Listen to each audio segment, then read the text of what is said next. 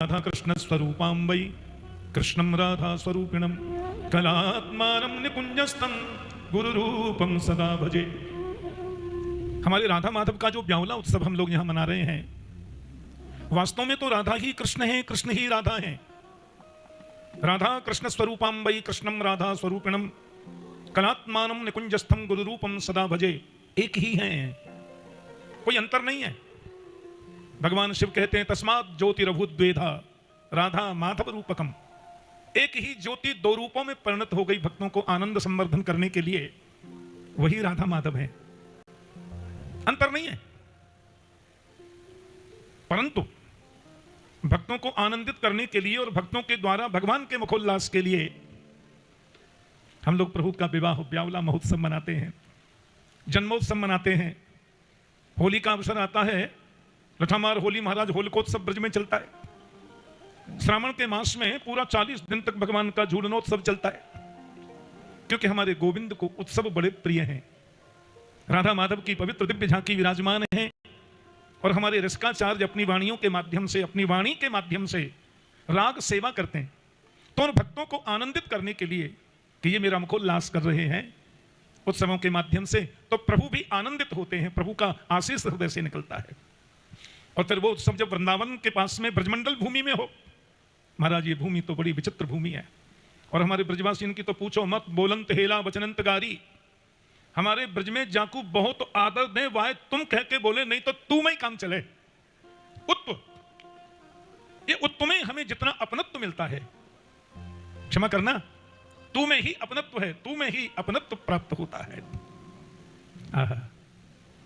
हमारे एक ब्रजवासी मेड़ पे घास खोद रहे हो, आप मेड़ समझो ना, खेत के चारों तरफ जो मेड़ बनती है, अब मेड़ पे ब्रजवासी घास खोद रहे हो और महाप्रभु श्री वल्लभाचार्य जी महाराज आ रहे वैष्णवन के संग, क्योंकि वे आचार्य हैं तो पालकी में विराजित होकर के भी आ रहे। वैष्णव जन सब भगवान नाम कीर्तन करते चल रहे। आचार्य के एक सेवक ने की, हे रास्ता छोड़ो, रास्ता छोड़ो, रास्ता छोड़ो। जगत गुरु महाराज पधार रहे हैं, महाप्रभु जी आ रहे हैं। ब्रजवासी ने खुरपी तो धर दी नहीं और पीछे की तरफ देख के बोले, तुम्हारे महाप्रभु में का लाल लटक रहे हैं जो हम रास्ता छोड़ दें? हम तो अपनी गैया का चारों तैयार कर रहे हैं। एक बोले नहीं, ये तुम नहीं जानते, ये महाप्रभु जी अनन्य रसिक भक्त हैं, अनन्य भक्त हैं। ब्रजवासी को आई गुस्सा, बोले तुम्हारे महाप्रभु अनन्य तो हम भी फनन्य हैं। जगत गुरु जी तुरंत पालकी से नीचे उतरे, बोले भैया ब्रजवासी इनकी भाषा में कोई न कोई विशेषता हो इनके भाव में। जगत गुरु जी मुस्कुरा के बोले, लाला फनन्य काय तक हैं? वो ब्रजवासी बोलो, पहले तू बता बाबा अनन्य काय तक हैं? अरे भैया ने तुम बताओ फनन्य काय तक हैं? कि ना बाबा तू ही बता अनन्य काय तक हैं? जगत गुरु जी बोले, देखो अनन्य उसको कहते हैं जो मन वचन कर्म से गोविंद का हो जाए, न अन्य अनन्य। एक के अलावा दूसरे के प्रति मन जाए नहीं, चाहे दुर्गा जी हो, चाहे भैरव जी हो, चाहे शंकर जी हो, चाहे ब्रह्मा जी, वरुण जी, यम जी, कुबेर जी, सूरज जी, चंद्र जी और ये जी और वो जी, 10 15 20 नाम बता दिए।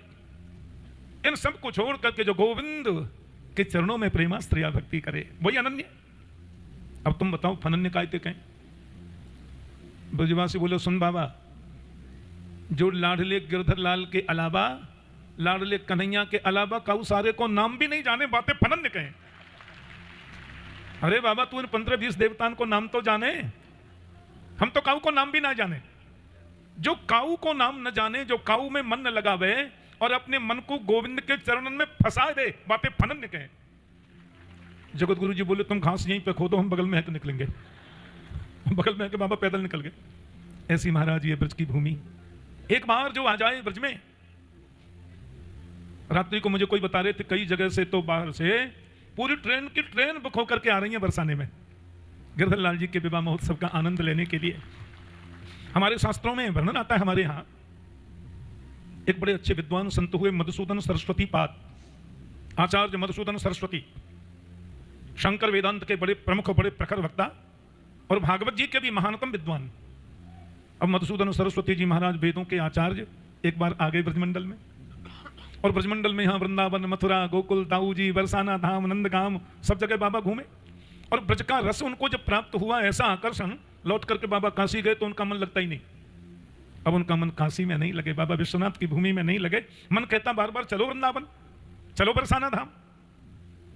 मधुसूदन सरस्वती पाद अपने मन को डांट करके बोले, रे चेत कथयामिते हितमिदं वृंदावने चारयन् वृंदं कोपि गवं नवं बुधनिभो बंधुर्न कार्यस्त्वया सौन्दर्यामृतमुद्गिरद्भिरमितः सम्मोह मंदस्मितैः रे सत्वां तव वल्लभांश्च विषया ना सुक्षयं नेष्यति। अपने मन से कह रहे, अरे मन, तू वृंदावन और ब्रजभूमि में जाने की जिद मत कर, आग्रह मत कर। मन कहता नहीं, एक बार चलो फिर नहीं कहेंगे। अरे तुम्हें पता नहीं है, तेरे कहने से मैं वृंदावन चला भी जाऊं तो मन एक बात का ध्यान रखना। क्या? बोलो, टेढ़ी टांग वाला जो सांवला सांवला मुरलीधर गिरधर लाल है ना, उसको देखना मत, उसकी तरफ अपने आप को आकृष्ट मत करना। चला जाऊंगा ब्रजमंडल। वो बोले, तुम चलो तो सही, हम आंख बंद कर लेंगे, नहीं जाएंगे, उसके प्रति मन नहीं लगाएंगे। तो कहते हैं, तुझे नहीं मालूम, सौंदर्यामृत मुद्गिरत भिरमितः सम्मोह मंदस्मितैः प्रिया माधुरी, ललित माधुरी, वेणु माधुरी, सरस माधुरी। एक बार उस गिरधर लाल की मुस्कुराहट तुमने देख ली तो तुम्हें पता क्या होगा? ये काम, क्रोध, लोभ, मोह, अविद्या, अस्मिता, राग, द्वेष, अभिनिवेश, अहंता, ममता, ये जितने तुम्हारे मित्र बन गए हैं ना, ये सब तुझे छोड़ करके चले जाएंगे। तू निष्कलंक हो जाएगा, तेरा जीवन धन्य बन जाएगा। ऐसी हमारे गिरधर लाल की ये लीला माधुरी है। और मधुसूदन सरस्वती पाद जब श्रीधाम वृंदावन में आए तो कुछ सन्यासी महात्माओं ने उनको घेरा, बोले, क्या कर रहे हो आजकल? तो मधुसूदन सरस्वती ने एक बड़ी भावमयी बात कही कि वेद तरुं प्रतिशाखं मृगितं मिलितं न तत्पर ब्रह्म मिलितं मिलितमिदानीं गोपवधूटी पटांचले निबद्ध। मैंने वेद रूपी कल्प वृक्ष की एक एक शाखा को खोजा और शाखा के पत्तों पर भी ढूंढा, मृगितम, लेकिन मिलितम न तत्पर ब्रह्म, वो पर ब्रह्म मुझे मिला नहीं। और जब मैं ब्रज में आया तो मिलितम मिलितम इदानीं गोपवधूटी पटांचले निबद्ध। आज मैंने देखा कि नदरानी के साड़ी का पल्लू पकड़कर उसमें लपेटा हुआ ब्रह्म टेढ़ी नजर से मां की ओर देख करके कह रहा है, मैया भूख लगी है, हमको माखन दे दे, भूख लगी है, हमको माखन दे दे। अरे हम वैराग्य भी थी पति कई रूपास्या स्वराज्य सिंहासन लब्ध दीक्षा सठेन केनापि वयं हठेन दासी कृता गोपवधू बिटेन। बड़ी सुंदर बात कही। वेद तरुं प्रतिशाखम, वेद रूपी कल्प वृक्ष की शाखाओं के पत्ते पत्ते पर हमने देखा, लेकिन वो परब्रह्म मिला नहीं। और आज नदरानी के साड़ी के आंचल में लिपटा हुआ दिखाई दे गया। यहाँ के कणकण में गोविंद है। केवल पिकनिक मनाने की भावना से यहाँ वृंदावन में बरसाना धाम, नंदगाम, गोकुल दाऊ जी जाओगे तो आपको छोटे छोटे मकान और सकरी सी गलियां, इसके अलावा कुछ दिखाई नहीं देगा। लेकिन भक्ति की दूरबीन पहन करके आओगे, आहा, निष्काम भक्ति की दूरबीन पहन करके जब आप वृंदावन ब्रजमंडल में आओगे तो यहाँ की रज के कणकण में तुम्हें राधा माधव का दर्शन होगा, यहाँ की धूलि के कणकण में तुम्हें राधा माधव का दर्शन होगा। ऐसी ये पावन भूमि है श्री बरसाना धाम। और हम तो बड़े सद्भागी हैं महाराज, सबसे बड़ा। और फिर मेरे परिवार की जो मनस्थिति है वो तो बड़ी विचित्र है।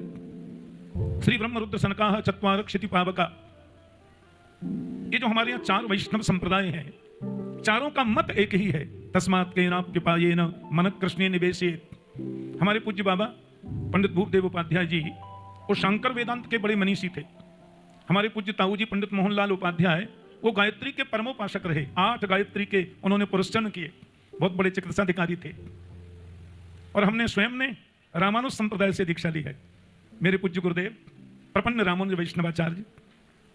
और हमने रामानुज संप्रदाय से दीक्षा अवश्य ली है, लेकिन ब्रजवासी होने के नाते हमारे जो वास्तविक संस्कार हैं वो वल्लभ संप्रदाय से जुड़े हुए हैं। इंद्रेश के जो नाना जी थे पंडित कृष्णलाल शास्त्री जी, पुष्टि मार्गीय परम वैष्णव, ब्रज साहित्य के परम मनीषी। इंद्रेश के जो मौसा जी हैं श्री रसिया बाबा, वो भी पक्के पुष्टि मार्गीय। हमारी जो बड़ी बेटी है वो माध्य गौड़ेश्वर संप्रदाय आचार्य, उस परंपरा में ब्याही गई। देखो कितना बड़ा विचित्र आश्चर्य। और अभी अभी चिरंजीव इंद्रेश उपाध्याय का जो विवाह संस्कार हुआ वो रामानंदीय वैष्णवाचार्य अग्रपीठाधीश्वर स्वामी अग्रदेवाचार्य जी महाराज के गोत्रज हैं, उनके वंशज हैं। ये कितना बड़ा आनंद। तो रामानुज संप्रदाय, श्री वल्लभ संप्रदाय, श्री निम्बार्क संप्रदाय, श्री माधवगौड़ेश्वर संप्रदाय, और सबसे ऊपर हम खांटी ब्रजवासी हैं, ये हमारे लिए गौरव की बात है।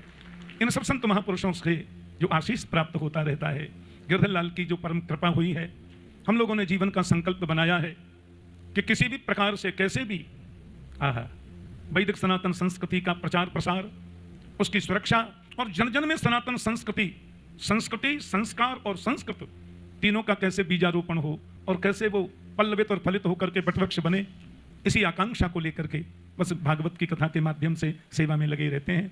और इसमें जो बीच बीच में उत्सव होते हैं गोविंद के मुखोल्लास के लिए, अब हमारे गिरधर लाल थोड़े बड़े हो गए, इसलिए जयपुर के सरस निकुंज के जो अधिपति हैं सुख संप्रदायाचार्य, देखो समस्त संप्रदाय से हम जुड़े हैं और समस्त संस्कृत के संप्रदायों के आचार्यों की हम लोग जयंती मनाते हैं।